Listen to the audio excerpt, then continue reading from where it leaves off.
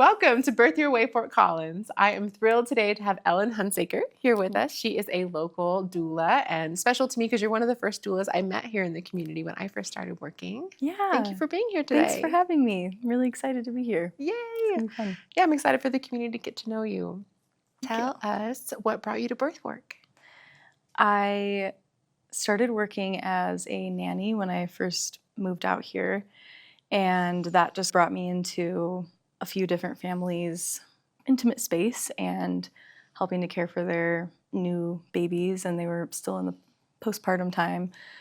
And it just really was eye-opening for me. I learned a lot about breastfeeding and just got to see intimately and close up some struggles that happen in postpartum time. And it really got me thinking. I was like, I could do this one day maybe, and I don't know anything about any of this. And that's crazy that we don't learn more about it or it's not talked more about. And so I just got really interested in learning about birth. And then I also had taken a 200-hour yoga teacher training a little before this, or at the same time as nannying. And one of my teachers was a death doula, and that was the only time I'd ever heard of doula work. And I just really loved her energy, and there was something about the whole death doula thing that she had that I was really interested in. And so one day I was at a coffee shop and in a rabbit hole researching birth stuff and death doula stuff, and then I found out that there were birth doulas, and I just looked more into it, and I was like, oh, this really seems like exactly the kind of thing I would want to do, what would go well with my personality and the ways things I like to do. And then from there, everything just fell into my lap. The next day I met Abby Schifris, who is a wonderful part of the Peaceful Birth Company community. She moved, but I met her the next day and she was gushing about her birth work and doula work, and I was like, oh my gosh, I just researched this for hours and hours yesterday and I'm really interested in it. She told me about the training. And it was great that I met her too that next day, because I was feeling really weird about the fact that I hadn't given birth yet. And I was like, can I? Like, is it allowed for me to do birth work when I haven't experienced it? Or is it weird and that I want to? And she hadn't had kids of her own either. And so when I expressed that to her, she was very reassuring, and it just made me feel very like, okay, I can do this. And I'm glad I did, because it's been amazing. So. Yeah, I always love to talk to people who are drawn to birth work before having children themselves or having seen a birth, right? Because both of those things were true for you, right? You were just drawn to, you had seen these families in postpartum and that drew you to it. I'd love to hear a little bit more about what about birth specifically and supporting people in birth spoke to you. I just saw like how there wasn't enough support, or people were suffering in silence, or just some of these struggles. And there are so many ways that women in our society and in the world struggle. And I already am passionate about helping those not be things anymore that we have to deal with. And birth is just such a huge one. The more I learned about it, that, there are just so many ways that it could be better supported. And we all come here through birth. It affects every single person on this planet, I believe. And when we better support the people who are creating life and bringing it here, I think things will just go better for everybody. And when you properly support parents in that endeavor, there will be less trauma. There will be just more beautiful things in the world. And it just seemed so clear to me. I know a lot of people say that they're called to birth work, and it really does feel like that, because I hadn't known anything about it, and then everything was clear to me and like right in front of my face. Do this. This is needed and important, incredibly important for everybody, not just birthing people, but all of us, because we all are affected by it in one way or another. Yeah. We all come from it. It's true. Yeah. Tell us a little bit about your training. Once you decided, okay, this is something I definitely want to pursue, what training did you get, and what specific skills or gifts do you bring to your work? Yeah, I took the Peaceful Birth Company training, and So I'm a full spectrum doula trained by them. And I also am a yoga teacher, and I've now been trained to teach prenatal yoga, postpartum yoga, and I also teach baby and me yoga too. And so those lend well to each other. I did yoga before, and then I went into birth work, and I was like, oh, these are so interconnected and help, yoga really helps. And a lot of the things taught in yoga really help with birth. So I bring a lot of that into my birth work. And I'm also a Medicaid approved doula, which is so exciting. That's the thing. And I've been doing it now for a year and a half and about 25 births now. So that's exciting. That's great. Thanks. And this is year 2026, just in case. Yeah. And now that you've been to a number of births and you've had this training, what does support mean to you in the birth space? Like when people say, I want you to support me.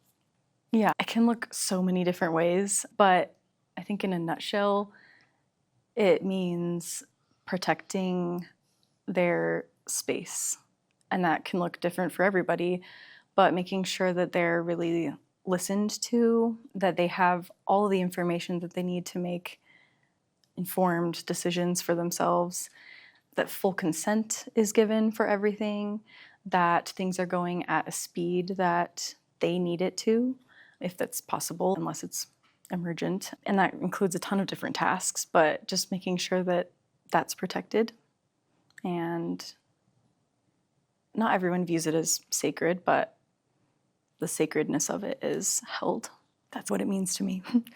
And supporting partners means that I'm there to help them know things that could be helpful and things that doing all the little tasks so that they can be really present with their partner and just staying grounded and calm so that their partner can, if they need to, look over and be like, is this normal? Okay, they're being calm, I can be calm. And modeling the calmness. And and helping them know that, things are okay. It's okay to just let go into the experience and be present with it. I'd love to hear, because you mentioned earlier how what drew you to this work is that supporting women in birth during such a vulnerable time when there's often a lack of support can really create a better world. When you envision the support that you described and your vision for why this work is important, how does holding space and modeling calmness in the birth room help create the world that you want to see? Because I think that if you can be calm and have that space protected, that you can give birth in a way more empowered way and probably experience less trauma doing so. And if you have proper support going into postpartum, you can enter it in a space of abundance instead of a space of overwhelm and lack of knowledge and lack of support. I think it affects everybody involved, the whole family. And so, if you can go through that experience calmly and in an empowered way, then you can enter parenthood more calmly and empowered. And does that answer your question? It does. I wanted to ask, because I so agree with you. I think that we birth how we live. Yeah. If you can bring new life into the world feeling supported and secure in your decisions, you bring that into your first moments as a parent. It's really powerful. Yeah. It can stay with you. Yeah. And that's not always prioritized all the time in birth spaces. And I think it absolutely should be. Yeah. It's a unique thing that a doula can provide as well, because you're not tasked with any of the medical or clinical side of things. You can just hold that. Which are all really important. Yeah. We need all of this. We need all of them. Yeah. When clients meet with you and they're doing a consult with you and deciding if they want to hire you, what are some of the top questions that they ask you? I think one of the top ones is, what's the most important thing to have figured out before giving birth? And that's a really hard one because there's so many things. But I think two main things are making sure that you pick a provider and a team that is really aligned with your goals for your birth. Yeah.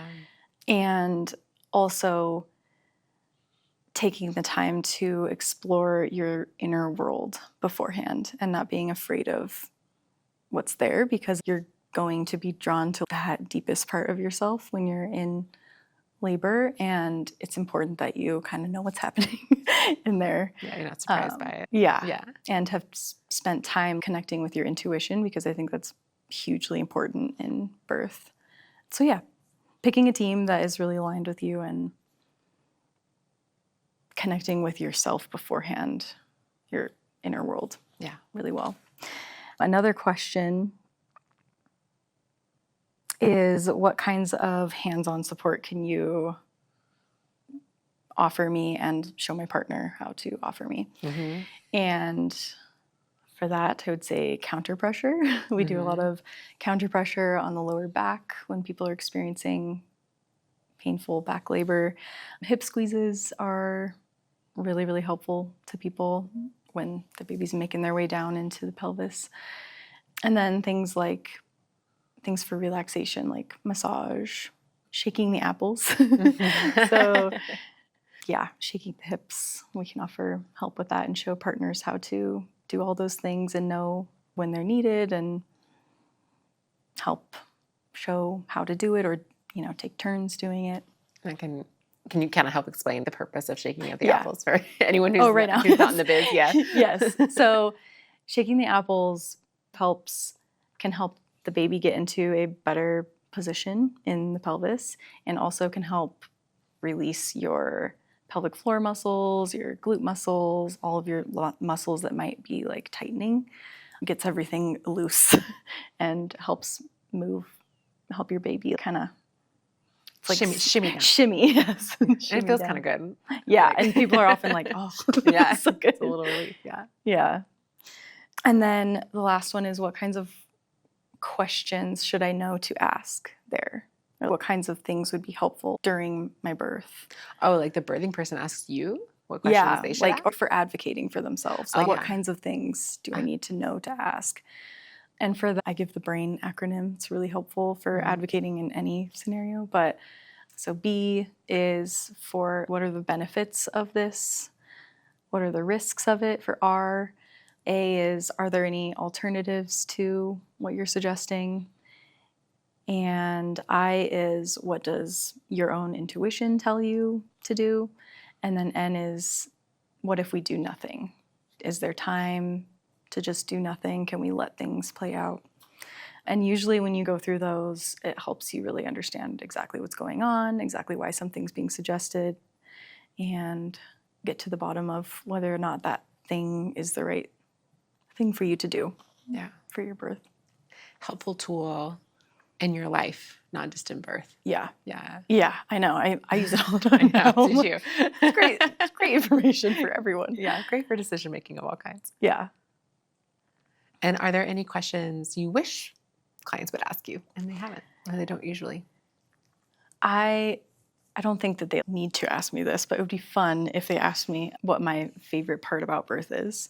Just fun to talk about. Yeah. And that is, I really think it's so powerful to witness the strength of birthing people. It's such a complex kind of strength, because it's obviously very physical, and so it requires a lot of physical strength and stamina, but it also requires that you soften completely, and that you let go and trust, and that you are as vulnerable as you can be. And I just love that it really showcases how strong vulnerability is. Yeah. And it's so beautiful. And yeah, it's an honor to witness that and see people's first moments as parents, and to hopefully help that be as joyous as it can be for people, and help facilitate that in any way that I can. That's my favorite part. It's the best. It's the best. When I was growing up, we had one of those quotes on the wall that I would read over and over as a kid. That was like, there's nothing so strong as gentleness, and there's nothing as gentle as real strength. And like all of the messages that I would see in movies and in general society is like physical strength isn't gentle. It's like really messes with your definition of strong. And then once, Yeah. birth though, well, like absolutely. I always remember that quote. I'm like, oh, that's what it was talking about. Yeah. Yeah. And that's the kind of strength that's praised so much in our world, like is the masculine view of strength. And yeah, feminine strength is so important. It brings us all here and it's so beautiful, uniquely powerful. Yeah, it's cool. Yeah. What beliefs do you hold about the body's ability to give birth? I believe that our bodies are made to do this, to give birth, and that everyone has the strength within them to do it. And that just like anything here, any of our experiences here, it requires support and people and help. And that sometimes birth can require more medical help than some births can than others. And that's why I'm really grateful that we have medical interventions that we have. It requires support, and you absolutely have the tools within you to do it, I think. Yeah. What do you do to help prepare clients prenatally? What do visits look like? How many visits do you do? And how do you help prepare them during the visits? Typically like 2 to 3 visits prenatally, and we'll go over what their birth plan is going to look like. So their top priorities for what they want their environment to be like, and preferences for how they want certain procedures to look, and all of that stuff, and help them explore situations to help them identify what their preferences are if they don't super know yet. I go through my doula bag to show them all of my things that I'll have with me, all the goodies, gadgets and gizmos to help with hands-on support. And I also explore with them what their own internal supports will be. So those grounding techniques that they already use in their lives, and how to build upon those, or with meditation, breath work, visualization, any of those things that help them feel at peace and grounded, because the things that you already work with are going to be more helpful to you than more accessible. Yeah, easily accessible. And then we also talk about the postpartum time and things to be aware of that people have said are most challenging during that time, and ways that they can prepare and get as much support as they need. We'll talk about feeding, if they want to body feed or bottle feed, and all that stuff. And so they feel really prepared. We'll talk about advocating, stuff like that. And then I'm there for support for at the birth, on call for them. And then in the postpartum visits, I'll do usually 2 or 3. 1, 2, or 3. It kind of depends on how much support people are needing. And we'll just talk about how things are going, and check in on mental wellness, physical wellness, give ideas for ways to help with sleeping or nutrition support, any of that stuff in the postpartum time, and sometimes help with little tasks around the house. And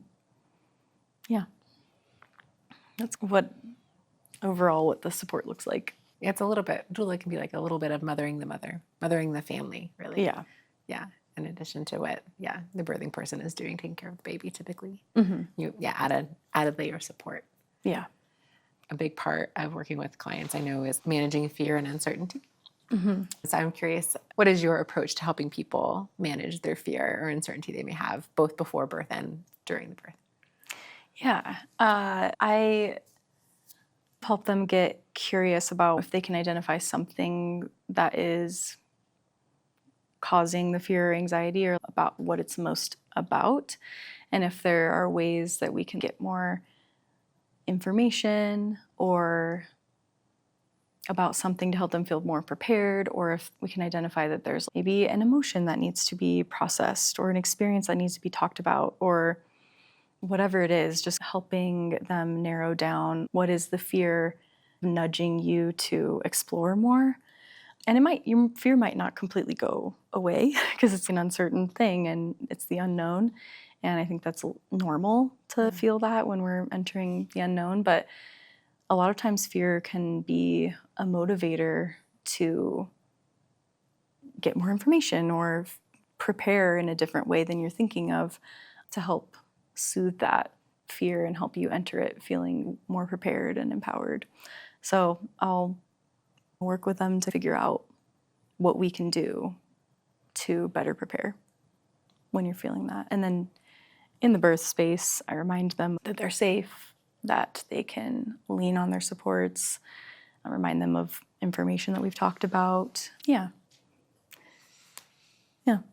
Remind them how strong they are. Remind them of their strength. I'm curious, to what extent does your yoga training and the fact that you do teach yoga and operate in that space in addition to birth, how does that inform how you support clients? I can imagine there's some crossover there. Yeah. Yeah. I think that all my experience of breathing with people in yoga classes and with breath work and leading visualizations and meditations helps me to drop in and helps me with helping people with breath work and modeling it. And also it helps with the physical, like postures, movements, position stuff. And then I beforehand offer some helpful movements that can prepare the pelvis or prepare the pelvic floor with some breath practices. And then in the postpartum time, also meditation and breathwork stuff that can help restabilize the core and pelvic floor. Because a lot of times people, I don't know, sometimes breathwork is overlooked of, oh, like we're always breathing. It's not, what is it really doing for me? But if you can do it intentionally and be consistent with it, it can really do a lot for healing your core and pelvic floor and also preparing your body. And when you're laboring, if you can use your breath intentionally, it can really, really help your nervous system and the physiological process that's happening too. So yeah, I would say breath work is probably the biggest thing, because yoga's just like constantly focusing on your breath and moving with your breath. I think it's so fun how everyone brings their own flair to birth work. Mm-hmm. And can imagine your yoga practice and your sense of calm is really present in your support. Can you tell me what advocacy means to you, and then maybe give me an example of a time that you had to use that skill? Mm-hmm. Yeah, so advocacy to me means making sure that the client is really being heard and listened to, and that they are getting all the information that they need, and that they're not being rushed into anything. So a lot of times in my birth work, I found that my advocacy looks a lot like just asking if they need more space and time to think about something, to just slow things down, to allow your body to catch up to your mind, or your mind to catch up to what's happening. And the experience that I'll talk about, you were actually there. I wonder if we can talk about this one. I think you know exactly what I'm talking about, which I'm so grateful you were there for, because it was like one of my first births that I was doing by myself. And basically the situation was that my client wasn't receiving support with breastfeeding. And there were some reasons that the hospital staff was saying that they couldn't. And you had come in to help me as my backup because I'd been there for a long time, but I didn't want to leave at the end. You know, I was like wanting to stay, but I knew that my brain was getting a little fuzzy. So you came in right when this was happening, but I called my network of doulas because that's such a wonderful thing that we have working at Peaceful Birth Company in this community. And somebody had seen this scenario before, and so they suggested that I go ask the staff if they could pull up the policy and show it to me and, you know, talk me through it. And that was, I went up and asked the nurses. You came with me. We asked the nurses to pull up the policy, and they spent some time doing that, asking around and talking more about it themselves. And basically, it took some time, but they came to the conclusion that they actually could offer support. And yeah, they came in later and started offering support to our client and helping her breastfeed and giving advice and stuff. And she deserves to have that support. So I'm glad that we were able to help that happen.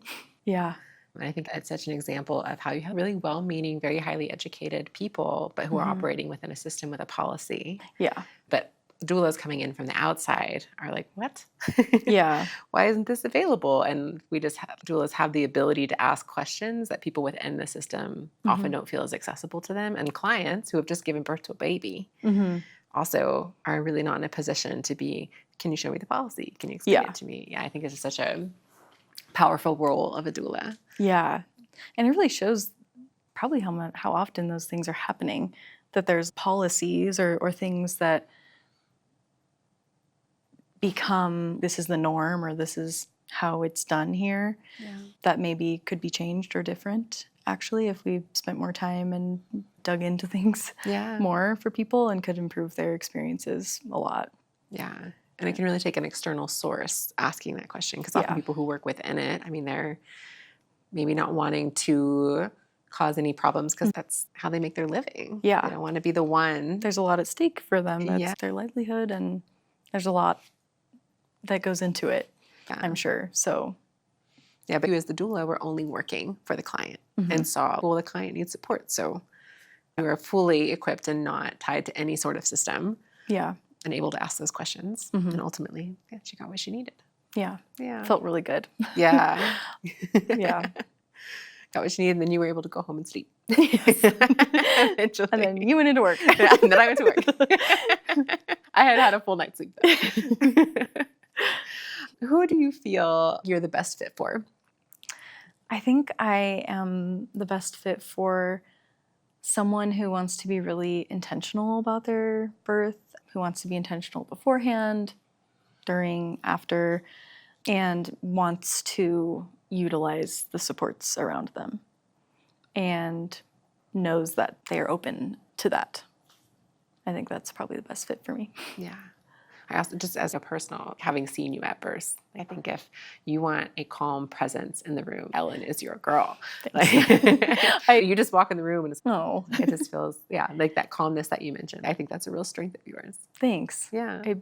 It feels weird to say that, but that's been said to me before. So I should say that people have said that I'm calm and grounding. And so if somebody wants someone calm and grounding, I guess. I can't. Well, again, I think about people who are like, oh, I have a lot of anxiety around birth. I really want. Yeah. Again, I'm afraid that's going to come up. I'm not sure how to manage it. Having a calm presence, someone to model being calm is very powerful. Yeah. So lean into that strength for sure. Thanks. Yeah. Who might not be the best fit for you? I think it goes hand in hand with that. Someone who is maybe more planning to kind of like wing it. Or if you like to go it alone or have a hard time accepting help, I would say probably not for me. Yeah. It makes it hard to offer support when you're in the situation and it's not received. Yeah, they're not open to receiving it. Not open to receiving it, yeah. Yeah, they need to be actively wanting someone to support them. Yes. Yeah. And able to be vulnerable enough to accept it, and yeah, that makes sense. What would you say is your greatest hope for families in our community? My greatest hope is that we just continue to talk more openly and in a real way about birth, and that it's listened to, and that the supports available to birthing people increase and get better, and especially for marginalized people, that their care gets better, and that everyone has the care they deserve to have, and that it's equal for everyone in our community. And if someone is listening or watching right now and they're just feeling unsure about birth or who to select on their team or all the decisions that come with being someone who's about to have a baby, what might you say to them? I would say that you can trust your intuition, and you can do it. I know that sounds so silly, but you can. You may not be able to picture yourself doing it because you haven't done it before, but you can do it, and there are people out there who want to support you in the ways that you want to be supported. So make sure that you don't settle until you find those people, and who will help you feel empowered. You deserve to not just be like, oh, I want a safe baby and I want to be safe, or I want to be alive. You deserve more than that, and you can have more than that. So, yeah. Oh, that's beautiful. Oh, we're so lucky to have you, Ellen. Where can the people find you? My website is www.goldbugyoga.com. It's my yoga website, but there's a tab for doula services, and Peaceful Birth Company's website too. Ellen's one of the PBC doulas. Yeah. Yeah. Oh, are you able to share a little bit about the name, like Goldbug Yoga? Yeah, like why? Yeah. I'm from Idaho, and there's hot springs there called Goldbug Hot Springs. And when I was forming all of this, like building my own company, I really just liked the name Goldbug, but also it was like the experience that I had there that day when I went a few years ago, it was very calming and it felt very safe to me, and it was with people that I loved. And so when I was coming up with a name, I was like, oh, it's cute, and it fits what I want to give to people. I want to have a safe and calm space for people. Oh, so I love that. Yeah, the logo is very cute. I love your Thanks. your yoga My bug. friend drew that bug, and it's cute. Well, they did a good job. Thanks. I'll tell them. Yeah, They did a pass great that job. along, Yeah. please. Ellen, thank you so much for coming on. Yeah, I'm so glad you're here in you. the community. Thanks. I'm glad you're here too. Oh, That thanks. was fun. Thanks. Yay! We did it.